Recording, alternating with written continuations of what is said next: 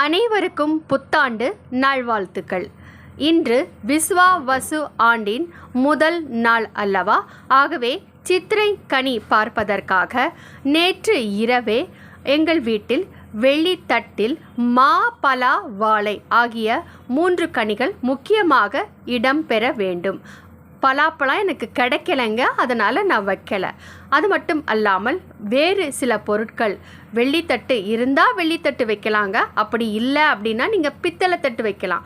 இல்லை அதுவும் வாங்கிறதுக்கு வசதி இல்லைன்னா மண் தட்டு வைக்கலாம், விசேஷம். அல்ல அதுவும் எதுக்கு அப்படின்னு நீங்கள் நினச்சின்னா வாழை இலையில் இவற்றையெல்லாம் பரப்பி வைத்து அதற்கு முன்னால் கண்ணாடி வச்சிடணும். முதல் நாளே இரவே இதை செய்துவிட வேண்டும்.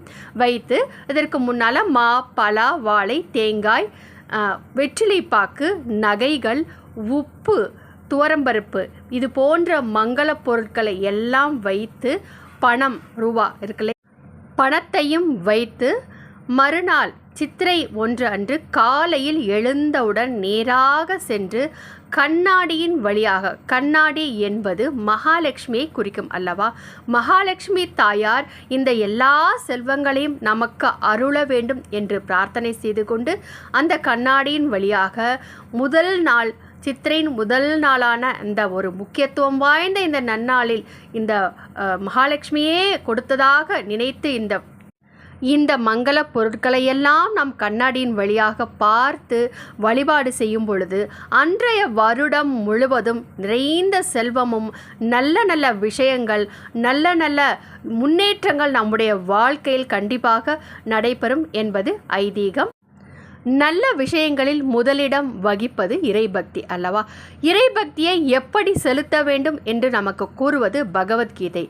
மனிதனாக பிறந்த ஒருவர் இறைவனை அடைவதையே லட்சியமாக மேற்கொள்ள வேண்டும் என்று கூறுவதுதான் பகவத்கீதை. அப்படிப்பட்ட பகவத்கீதையை அடியேன் நேற்று கூட உபன்யாசம் செய்தேன். அது லைவாக யூடியூபில் ஒளிபரப்பு செய்யப்பட்டது. அந்த ரெக்கார்டிங் கூட இருக்குங்க, நீங்கள் போய் பார்க்கலாம். இப்படி நல்ல விஷயங்களை கற்றுத்தரும் பகவத்கீதையை பயின்று கருத்துக்களை தெரிந்து கொண்டு வாழ்க்கையில் முன்னேறுவோம். நன்றி.